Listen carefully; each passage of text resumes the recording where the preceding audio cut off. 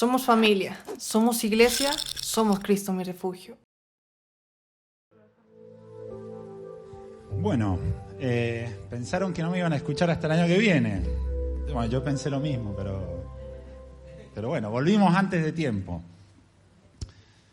La verdad que, bueno, para el que no sabe, yo en esto soy bastante nuevo y la verdad me pone muy contento estar acá porque estoy en un punto de madurez. Si bien lo pude haber hecho antes, con los años he aprendido. A ver, antes quizás yo podía pensar, bueno, me tengo que preparar para estar acá, todo lo que tengo que pensar y hacer y todo lo que voy a mostrar está ahí.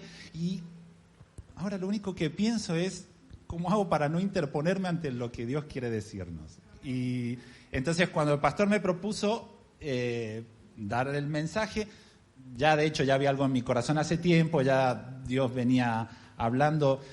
Y creo que una de las cosas que más me cuesta es hablar en un español neutro, o sea, en un español que no sea millennial, que lo puedan entender todo. Pero bueno, como siempre digo, los muchachos, los editores de video van a poner subtítulos y yo llego a decir algo que no se entiende. Ya saben, la cámara suelo moverme, así que lo siento si me salgo del cuadro, ya tienen todo en control. Bien, vamos todavía, ya me conocen los muchachos. Bien, la introducción de hoy, ¿qué vamos a ver hoy? Todo aquel que lleve un par de meses dentro de la iglesia y que alguna vez hizo un curso de discipulado, esto está dentro de un curso de discipulado. Y entonces, ¿para qué nos vamos a tomar un domingo y ver algo que en teoría todos sabemos? Bueno, primero es porque siempre me gusta volver a lo básico, porque si te has dado cuenta, los grandes cristianos son grandes cristianos porque han insistido y perseverado en lo básico. Cuando te dicen orar, leer la Biblia, estar con tus hermanos, extender el evangelio, es lo básico, solo que ellos lo han hecho fielmente. No significa que siempre sea lo mismo, sino que el Señor nos va mostrando, nos va revelando lo grandioso que hay detrás de algo que inicialmente era tan simple como orar. Uno va creciendo, uno va madurando. Entonces hoy vamos a volver a uno de estos conceptos básicos. Y segundo, es el hecho de que creo que la teoría la tenemos todo, pero en la práctica estamos un poco flojos y pocos por ser benevolentes. Creo que es una deuda bastante grande. Y esto en términos modernos sería hacer spam, pero voy a aprovechar, abro paréntesis, sí, los jueves nos estamos juntando a orar, a las 20 horas también nos estamos juntando a orar antes de las reuniones. Y durante las reuniones de oraciones, en febrero, el Señor pone en mi corazón que empezáramos a orar por la cosecha. Ya saben que el año pasado difícilmente uno se acercó a Cristo. Ok, cuarentena, distanciamiento social. Este año no tenemos excusa, ya aprendimos del año pasado. Entonces, durante febrero oramos por esto, por la cosecha. Si bien todos los años, como pasa en el mundo físico, hay siembra y cosecha, también vamos a sembrar, pero vamos por la cosecha. Así que, señoritas, ya saben cómo es esto. Hoy vamos a ver esto que llamamos reconciliando el mundo, y esto comienza con el pasaje 2 Corintios 5, 18, 19. Vamos a la siguiente. ¿Qué dice así? Dice, y todo esto, ¿alguno sabe de memoria el famoso 2 Corintios 5, 17? Yo sé que hay uno del público que es su versículo emblema, pero no sé si se va a animar a decirlo. ¿No? De modo que si alguno está en Cristo, nueva criatura es, las cosas viejas pasaron, todas son hechas nuevas, junto con otro grupo de bendiciones, dice, y todo esto es un regalo de Dios, quien nos trajo de vuelta a Él mismo por medio de Cristo. Y Dios nos ha dado la tarea de reconciliar a la gente con Él, pues Dios estaba en Cristo reconciliando al mundo consigo mismo, no tomando más en cuenta el pecado de la gente, y nos dio a nosotros este maravilloso mensaje de reconciliación. Un pasaje en el que me detendré a analizar muchísimas cosas, como por ejemplo, nos trajo de vuelta, de dónde nos trajo, qué significaría esto de no tomando más en cuenta el pecado de la gente, pero hoy solo nos vamos a concentrar en lo que está en rojo, que dice, y Dios nos ha dado la tarea de reconciliar a la gente con Él. Yo creo de que en el público presente podrían haber mayoritariamente dos grupos. Aquellos de que alguna vez ya se han reconciliado con Cristo, que han hecho las paces con Dios. Bueno, el objetivo para ustedes hoy es atar todos los cabos posibles para ser no solo buenos en el ministerio de la reconciliación, expertos en este ministerio, que el Señor nos dio todo.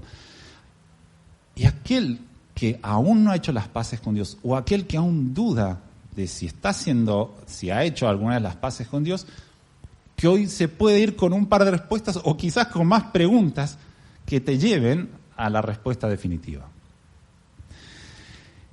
Vamos a empezar por un pasaje de los más básicos de los básicos. Vamos con Juan 1:12.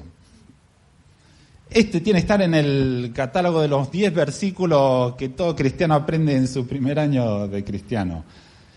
Y para serle sincero, es un versículo que me hizo mucho lío en la vida. Y no porque el versículo sea confuso, sino porque yo era el que estaba confundido.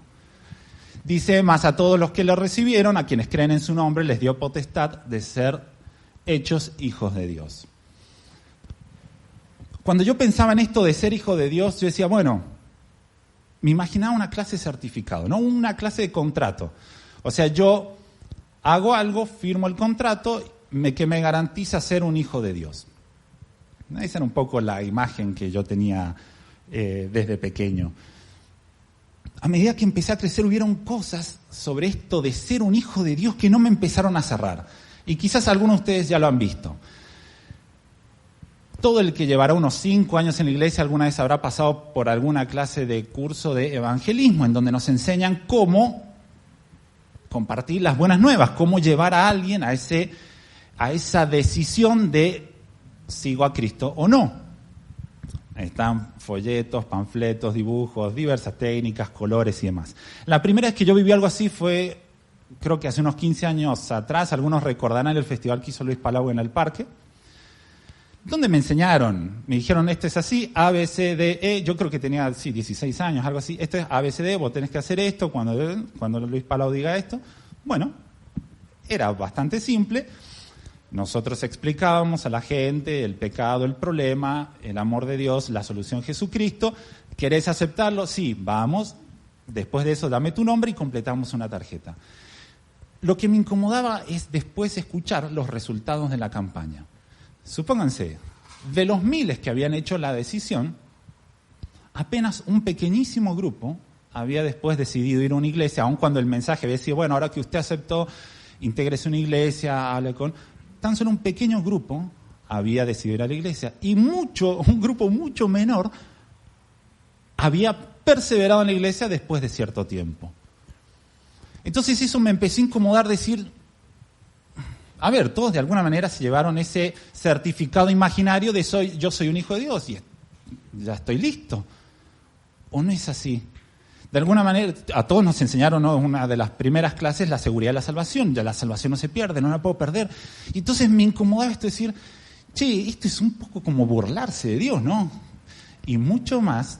Alguna vez ustedes habrán visto algo que fue muy famoso en los 90, los famosos televangelistas, que eran estos programas de televisión en donde podían dar una prédica y generalmente en los últimos minutos lo utilizaban para hacer esto mismo, ¿no? De invitar a la gente a recibir a Cristo. Y yo pensaba esta escena. Uno viendo un partido, domingo en la mañana, termina, se pone a hacer zapping, lo ve, dice, bueno, si usted quiere, no sé, las bendiciones del rey y no recibir a Cristo, haga esta oración conmigo. Me sobran 5 minutos, vamos a hacerlo, no pierdo nada. Bien, si usted creyó en esto, usted es un hijo de Dios y el que lo escuchó dice, qué golazo. O sea, me tomó 5 minutos y ya tengo mi entrada al cielo. Esto fue muy fácil. Y estas cosas me seguían incomodando, pero la mayor incomodidad fue mi propia vida. Yo acepté a Cristo, o al menos la primera vez que tuve conciencia de pecado, debía tener unos 9, 10 años, fue en la iglesia de Guaymallén con Rodolfo Valdivia, en donde él explicó las consecuencias del pecado, y yo hice esa famosa oración. Con el pasar de una dura adolescencia y una juventud aún más complicada, mi vida no empezaba a reflejar esto de ser un hijo de Dios. Pero bueno, me habían dicho que la salvación no se pierde, que... Bueno, entonces yo decía, no, no sé, tienes una prueba, algo... Si yo esto lo hice, ¿no? Esto lo hice, soy un hijo de Dios, está todo bien. Pero no, ya para mis 18 quizás, de Biblia, nada. Oración...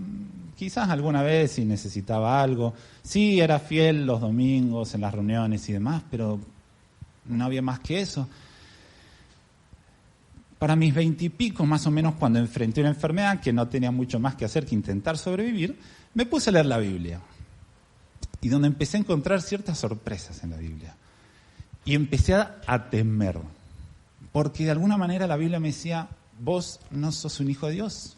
Vos todavía no estás a salvo. Entonces yo me apuraba otra vez y dice, no, vamos, otra vez la oración del pecador. Por 19ª vez, vamos, otra vez. Señor, te recibo, perdona mis pecados.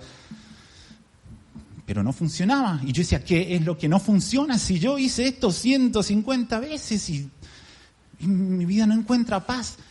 Y cuando empezaba a pasar por los versículos, como la puerta estrecha, que le decían, Señor Jesús, son pocos los que se van a salvar. Y la puerta es estrecha, ustedes esfuércense por entrar porque hay muchos que van a querer entrar y no van a poder. Uy, Dios. Recuerdo la primera vez que tomé conciencia, el versículo más básico de todos es Juan 3:16, la primera vez que leí Juan 3, y esta discusión entre Jesús y Nicodemo, y yo estaba en 100% Nicodemo. Estaba ahí que fue a hacerle una pregunta y Jesús le dice, no, es necesario nacer de nuevo. ¿Pero cómo nacer de nuevo? ¿Tengo que volver al vientre de mi madre, yo ya siendo grande? En mi caso era, ¿cómo nacer de nuevo? Si yo la oración del pecado ya le hice 150 veces. ¿Qué está fallando? Ahora, teniendo esta historia, uno esperaría decir, bueno, continuamos la historia y en algún momento Jesús me va a decir cómo nacer de nuevo. Bueno, no te quiero hacer spoiler, pero no, nunca lo dice cómo nacer de nuevo. O sea que vos te leíste Juan 3 esperando la respuesta y no la encontraste. Y eso me pasó a mí. Entonces este temor se siguió propagando hasta que, bueno, en algún momento las cosas cambiaron. Pero ya te voy a contar de eso. Hoy lo que quiero compartirte, para empezar, es cómo es recibir a Cristo. Este versículo está súper claro. El problema es que nosotros el recibir lo asimilamos como una simple decisión. Algo así como yo voy a comprar algo, voy a estudiar tal carrera. Ok, recibir a Cristo es una decisión. Y con los años aprendí que recibir a Cristo es algo muchísimo más grande. Bueno, hoy más o menos te voy a contar lo que el Señor me ha enseñado todos estos años. Así que vamos con la siguiente. La primera de ellas, para recibir a Cristo, se necesita conocimiento. Te voy a poner un ejemplo muy fácil. Tu casa. A vos alguien te llama y te dice, va a ir alguien a tu casa. Y vos decís, ok. Y el primero que toca el timbre le hablés y lo haces pasar. No. ¿Quién es? ¿Por qué viene? ¿Para qué viene? ¿Qué tengo que hacer? ¿Le tengo que dar algo? Y empezás a preguntar, ¿querés saber? Si no tenés idea a quién vas a recibir, no lo recibís.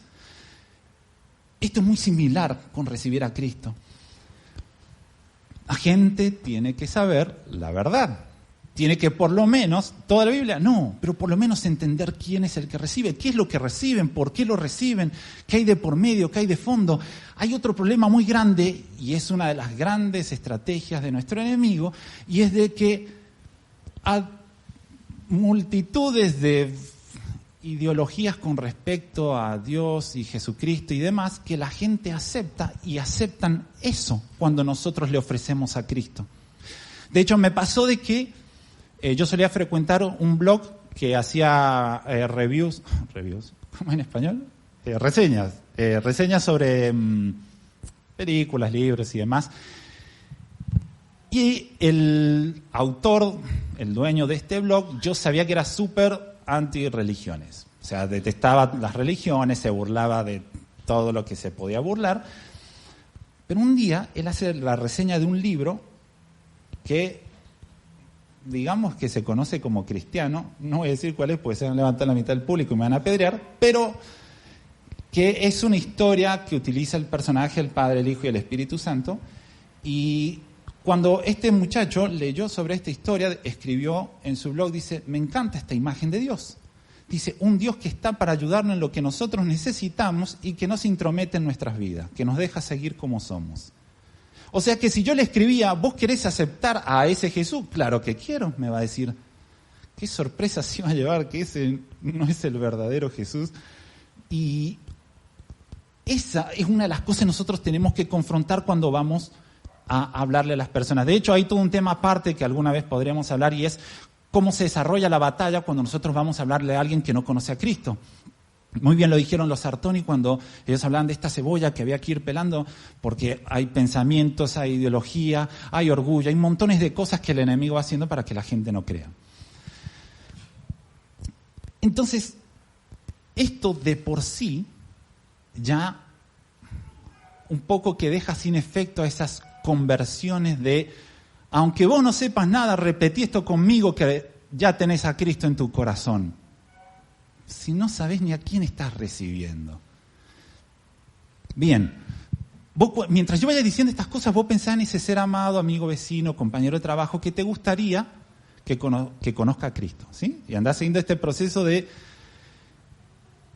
por ahí, lo complicado que puede ser llegar a recibir a Cristo. Vas a ver que en realidad no es complicado. Ya vas a ver por qué. Vamos con el segundo punto. Dice Juan 1:12 de que a todos los que creen. Y acá en realidad el problema es más que todo con nuestro español argentino. No sé si esto pasa con el español de otros países. Y es que en Argentina el creer es, ok, te lo acepto, te banco. Cuando vos le contás algo a tu amigo, bueno, te creo. De ahí que yo viva, decida por lo que vos me acabás de contar es otra cosa. O sea, yo te creo porque sos mi amigo. No es ese creer del que habla la Biblia, es una creencia que modifica toda tu vida, todo lo que pensás, todo lo que sos. No, nosotros, bueno, sí creo, está bien, pues me lo contaste. Creo lo que me decís, creo lo que me dijo él, creo lo que leí allá, creo lo que... No habla de ese creer. Habla de una fe profunda que es muy difícil de encontrar. Y eso es algo a mí que me maravilló, lo de cuando yo pensaba en esa fe, ¿cómo nosotros producimos esa fe? No la podemos producir. Vamos con el tercero, ya se va a ir aclarando todo esto. Si a esto ya era un poquito difícil recibir a Cristo, está el problema de que es por voluntad propia. No les puedo contar la cantidad de gente que he visto que reciben, otra vez entre comillas, a Cristo de alguna manera por influencia de otro. La cantidad de veces que he visto, en especial varones, recibir a Cristo porque su novia no quiere estar con alguien que no es cristiano, podría contar todo el día. Claro que después de unos meses todo termina mal y, pero él aceptó a Cristo y... Bueno, sí, no era tan así. Voluntad propia. Tiene que salir solo de vos y sin influencia de nadie más. Algunos podrán decir, pero en la Biblia muchas veces creía uno y se convertía toda la familia. Puede quizás hablarse de, no excepciones, pero hay culturas en las cuales la figura paterna o cierta figura, quizás el líder de la tribu, es tan potente que lo que él dice de alguna manera lleva a los demás a aceptar a Cristo, pero siempre va a ser personal. Cada uno va a tener que arreglar con Dios, ¿no? Vamos con el cuarto. Y acá se me complicó un montón más. Recibir a Cristo, dice, te voy a leer por si no se lee desde allá atrás, dice, el escapar de la condenación y el regalo de Cristo deben ser la única motivación. Me pasó muchísimas veces que de alguna manera uno lograba convencer a la persona de recibir a Cristo por satisfacer una necesidad. Entonces decir, mi papá está enfermo, bueno, recibí a Cristo. Ok, yo recibo a Cristo porque mi papá está enfermo. Recibo a Cristo porque mi negocio está mal. Recibo a Cristo por X situación.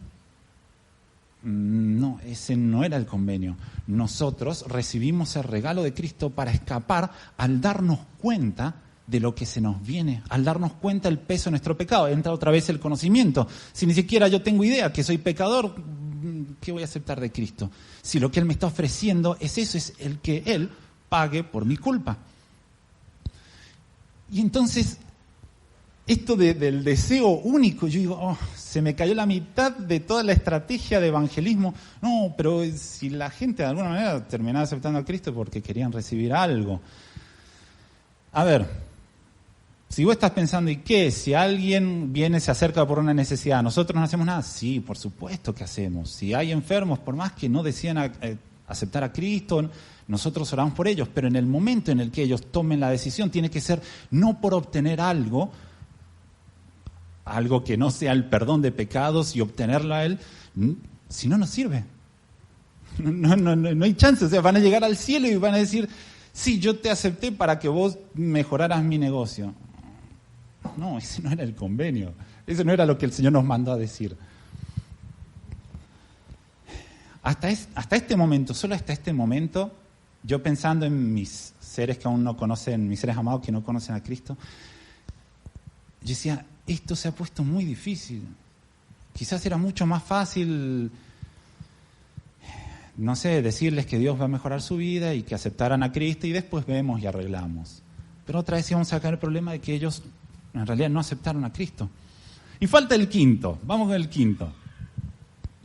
Y acá es donde he visto los mayores desertores, las mayores deserciones a la hora de recibir a Cristo. Y dice, en sus términos, lo puse en mayúscula porque hablamos en los términos de Cristo. Puede que hasta acá todo haya funcionado, la persona te escucha, entiende, cree verdaderamente lo que acaba de escuchar, viene por su propia voluntad, su máximo deseo es escapar de la condenación eterna, aceptando el regalo de Cristo, pero ahora te dicen, bien, ahora Jesús será el que gobierne tu vida. Volviendo al ejemplo de la casa, vos lo vas a hacer pasar y no le vas a decir, bueno, comemos a tal hora te acostás, este es tu rincón, tanto. No. Ahora esta es tu casa, ¿cómo vivo yo acá a partir de ahora? Ahí empiezan los desertores. Y no, viste, no sé, porque yo tengo cosas, no sé si puedo permitir eso. Ni hablar de cuando les mencionás la obediencia y la santidad. Te digo, de las últimas 10 veces que he compartido de Cristo, ha sido la traba. ¿Tengo que dejar de? Sí. Yo durante muchísimo tiempo decía, no te preocupes, por eso después lo vemos. Vos recibí a Cristo y el ejemplo es muy simple. Si no haces lugar en tu corazón para recibir a Cristo, no lo puedes recibir. Si vos seguís agarrando algo que te separa de Dios, no podés recibirlo. Es tan simple como eso. El cortísimo y poderoso mensaje de Juan el Bautista era, arrepiéntanse y conviértanse. Arrepiéntanse era el primero. Y esto no significa que para aceptar a Cristo tengas que ser perfecto y no tener ningún pecado, pero que ya tu deseo sea, no quiero pecar más. No quiero más separarme de Dios. Pero hay muchos se frenan en ese momento de, no. Y ya Juan 3 también advierte sobre que muchos amaron la oscuridad, prefirieron la oscuridad antes que la luz. Voy a contarte 2 ejemplos que de alguna manera resumen este proceso. El primero lo leí en un libro el cual hablaba sobre, era cómo orar por aquellos que aún no conocían a Cristo. Y en él el pastor dice que se juntaba en una cafetería con líderes o con personas siempre a discutir los temas de la iglesia. Y dice que la camarera, que siempre lo solía escuchar, se le acercó y le dijo, yo he escuchado lo que ustedes dicen, yo quiero recibir a Cristo. Bien, vamos por todo esto. Estaba todo bien, hasta que ella le dice, si yo sigo a Cristo, ¿tengo que dejar esto? Y él dijo, sí, vas a tener que dejarlo. No puedo hacerlo. Entonces él le dijo, entonces no estás listo, no estás lista para recibir a Cristo. Hasta esa altura, cuando yo leí esta historia, yo decía, qué mal predicador. O sea, de alguna manera era como que estaba todo servido en bandeja. Decirle algo, convencela, vendéselo de alguna forma, léele 10 versículos más, una vez agarra viaje. No, y él dijo, no estás lista. Dice, voy a estar orando por vos. Y dice que así pasaron semanas, tras semanas, hasta que un día, dice, llegó a la cafetería y la camarera estaba sentada y lo estaba esperando. Y dice que casi con lágrimas en los ojos le dijo, lo dejo todo por él, quiero recibir a Cristo. Ahora sí estás lista. Y él contaba este testimonio porque esa misma camarera, mientras él escribía el libro, era una importantísima líder de la iglesia donde él pastoreaba. Vos me podrás decir, bueno, eso fue un caso raro, quizás de alguna vez. Bueno, entonces vamos a la Biblia. Un caso que me impactó un montón. Vamos con la siguiente. Dice así el famoso Marcos 10, que creo que también se replica en Lucas 10, ¿no? Si me equivoco, me corrigen. Si no, Google. ¿Ok, Google? No. Acá se sobrepone. Bueno, dice, cuando Jesús salía para irse, vino un hombre corriendo y arrodillándose delante de él, le preguntó, Maestro bueno, ¿qué haré para heredar la vida eterna? Por cierto, la famosa historia del joven rico. Jesús le respondió, ¿por qué me llamas bueno? Nadie es bueno, sino solo Dios. Entonces dice, voy a saber los mandamientos. No tenés que matar, no tenés que robar, tenés que amar a Dios con todo tu corazón. Y el joven le responde, Maestro, todo esto lo he guardado desde mi juventud. Ok, vamos bien, sabe a lo que viene, tiene conocimiento, tiene fe, su deseo es la vida eterna, vamos todo bien, vamos todavía. Jesús mirándolo lo amó, y el lo amó es muy importante, y le dijo, una cosa te falta, ve y vende cuanto tienes y da a los pobres, y tendrás tesoro en el cielo. Entonces vienes y me sigues. Pero él, afligido por estas palabras, se fue triste porque era dueño de muchos bienes. Si nosotros no sabemos de quién estamos hablando, yo le diría a este cristiano, que en este caso es Jesús, le diría, no, volví a ser discipulado uno porque te salió muy mal esto. O sea, un muchacho, bueno, estudioso de la Biblia, fiel a las ordenanzas del Señor, que viene así y se va sin la salvación, eso es un fracaso, hermano. Pero estamos hablando de Jesucristo, ¿no? Entonces, él sabía muy bien lo que estaba haciendo. Y sí, él detectó esto mismo. Hay algo en tu corazón que no permite que yo viva ahí. Entonces, a mí me gustaría de que hoy vos empieces a rebobinar todas las veces que vos has querido compartir de Dios y si te ha pasado como a mí y has cometido esta multitud de errores. Esta historia continúa, si lo quieren leer unos 2, 3 pasajes más, donde Jesús hace una hermosa amonestación en contra de los ricos y las riquezas, diciendo lo difícil que iba a ser que un rico entrara al reino de los cielos. Y entonces los discípulos se miran entre ellos y dicen lo siguiente, pongan la siguiente. ¿Quién, pues, podrá ser salvo? Y es la misma pregunta que me hacía yo. Señor, si mis amigos difícilmente pueden tomarse 2 minutos para que les diga algo de Dios y de la Biblia, tienen que alinearse los planetas para que puedan venir un día a la iglesia, tienen que pasar por todo esto para recién ser hijos tuyos, ¿quién se podrá salvar? Y Jesús le dijo, ahora lo entendieron, es imposible que ellos se puedan salvar, así como era imposible que yo me pudiera salvar. Es algo totalmente imposible la salvación para nosotros. Para los hombres es imposible, pero no para Dios, porque todas las cosas son posibles para Él. Y ahí es donde empecé a entender cómo funciona esto de la salvación. Ahí realmente empecé a entender por qué era que muchos se acercaban a Él, pero pocos vivían como hijos de Dios. Y de hecho es lo que Jesús le respondió a Nicodemo, te es necesario nacer de nuevo.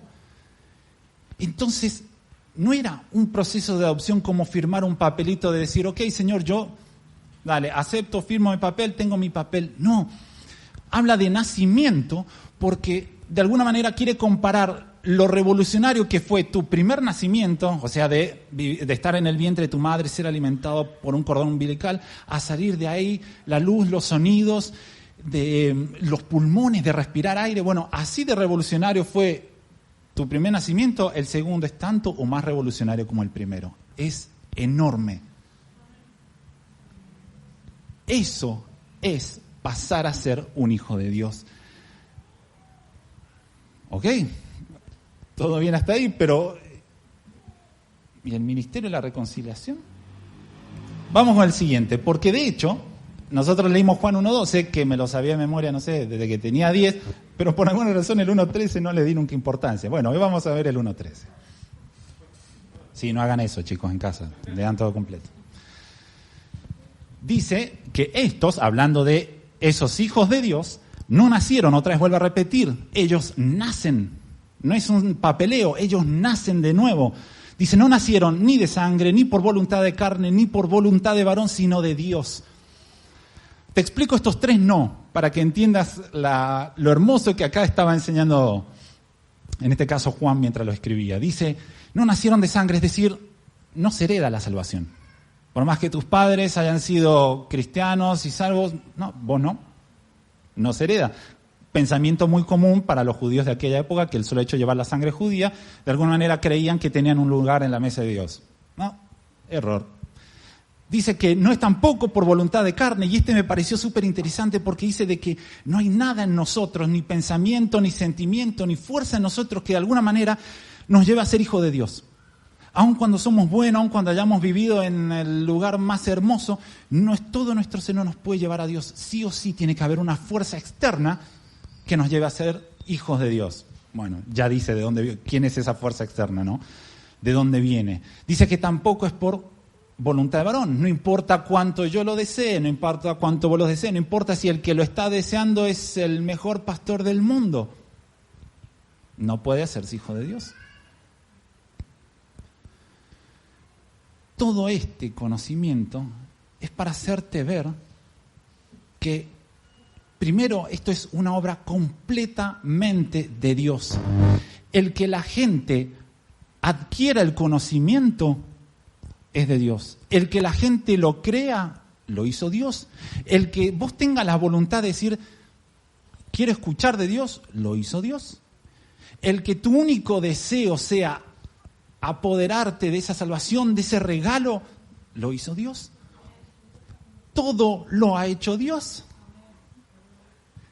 Yo ahí recién me di cuenta de todos esos esfuerzos inútiles en donde pensaba que de alguna manera la salvación de ellos dependía de mí. Con razón no funcionaba. Sí, era toda una obra de Dios, pero ¿y entonces dónde entra el ministerio de la reconciliación? Antes de contestar eso, primero le quiero hablar, dije al principio de que habían dos grupos, le quiero hablar primero al grupo del cual hoy no está seguro de su salvación. Quizás te pasa como a mí de que vos hiciste la oración del pecador 150 veces y de alguna manera seguís viendo que tu vida no es la de un hijo de Dios. Lees la Biblia y te hace sentir mal porque sentís una distancia, sentís de que algo está roto. Bueno, tengo dos consejos para vos. Primero, contáselo a un hijo de Dios. Decirle, no sé qué me pasa, no estoy bien, no estoy seguro, siento temor cuando leo la Biblia. Contáselo a un hijo de Dios para que empiece a orar por vos, para que la obra del Señor se haga en tu vida, y lee la Biblia. La fe viene por el oír de la palabra. Lee la Biblia. Yo cuando empecé a leer la Biblia, mis ojos se empezaron a abrir y empecé a entender todas mis falencias. Y para completar mi testimonio de qué pasó yo de todo este temor, la verdad no sé.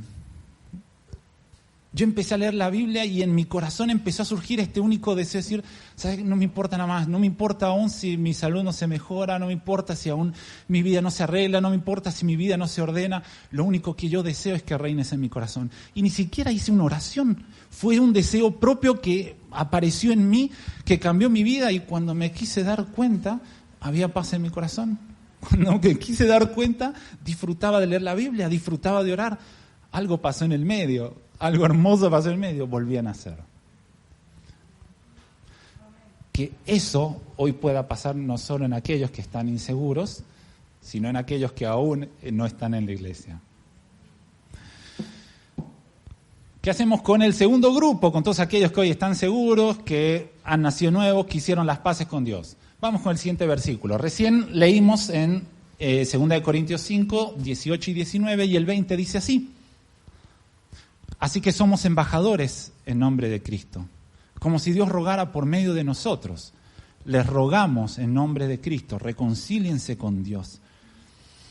Hay muchas versiones que, como si Dios rogara, lo traducen de otra forma, porque de alguna manera en nuestro español el rogar tiene, muchos le dan esa imagen de servidumbre, de estar abajo, entonces sí, como que Dios se pone abajo de nosotros, nos ruega porque Él necesita algo de nosotros. No.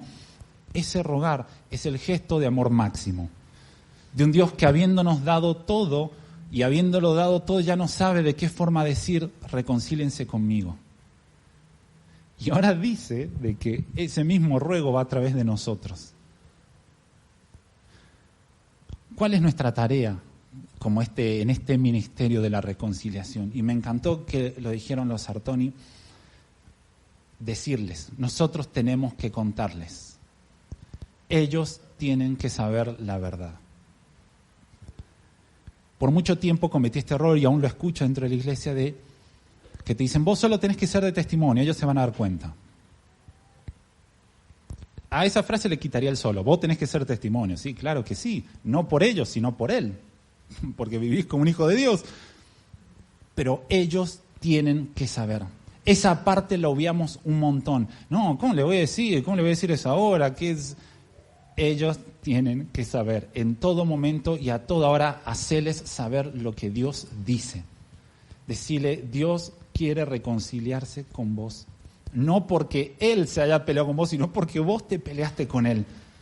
A mí me pasó esta semana que una compañera del trabajo que, de hecho, cuando yo pensaba en hablar de Cristo, era la más dura porque también se burla en especial de los evangélicos.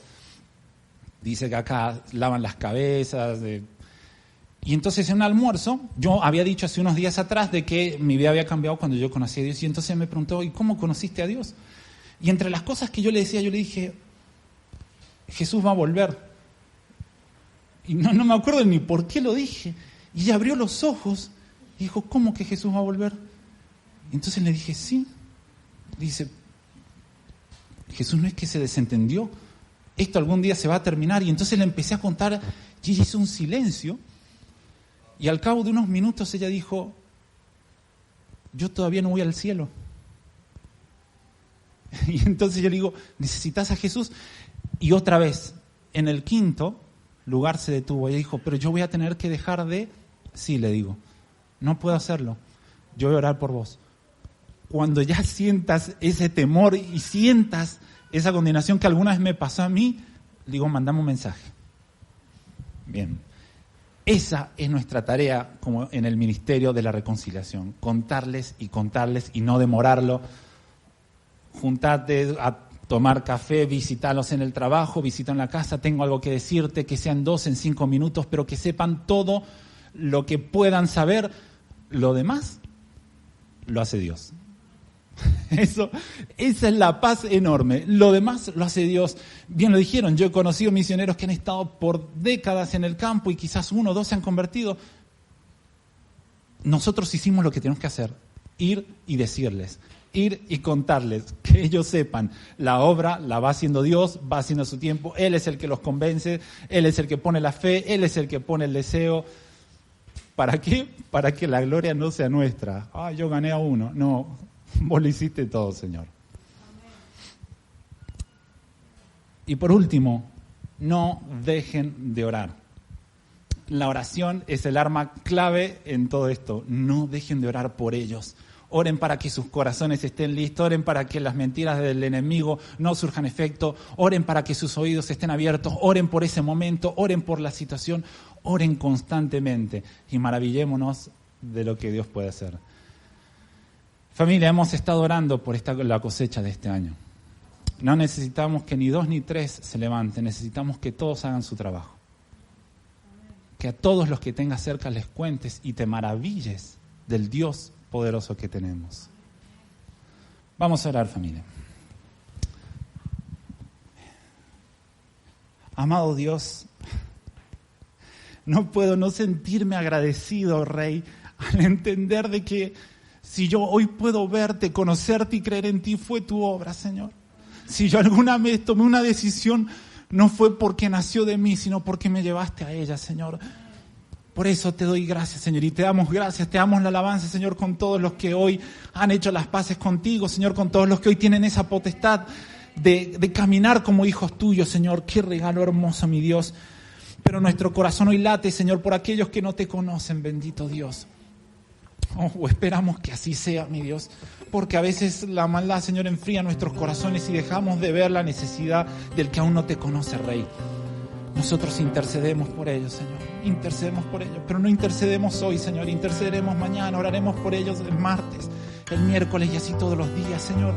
Intercederemos por los argentinos, Señor, intercederemos por Latinoamérica y por donde sea, Señor. Nosotros oraremos para verte, Señor. Si no, en vano fue tu sacrificio, si ellos no lo conocen.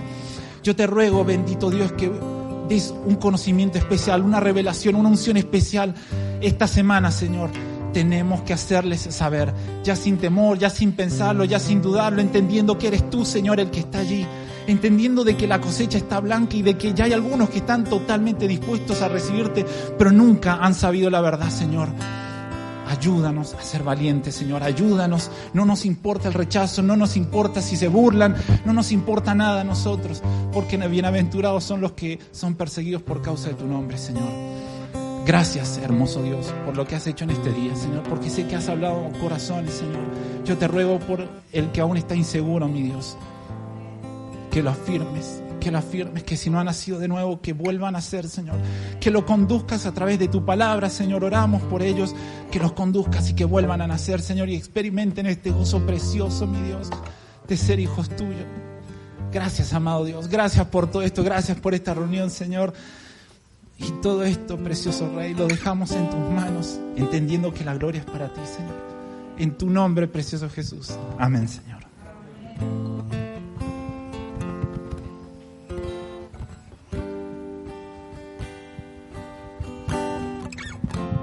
Gracias, Martín. Gracias por compartirnos palabra de Dios esta mañana. La verdad que nos vamos entusiasmados, animados, ¿no? Desafiados.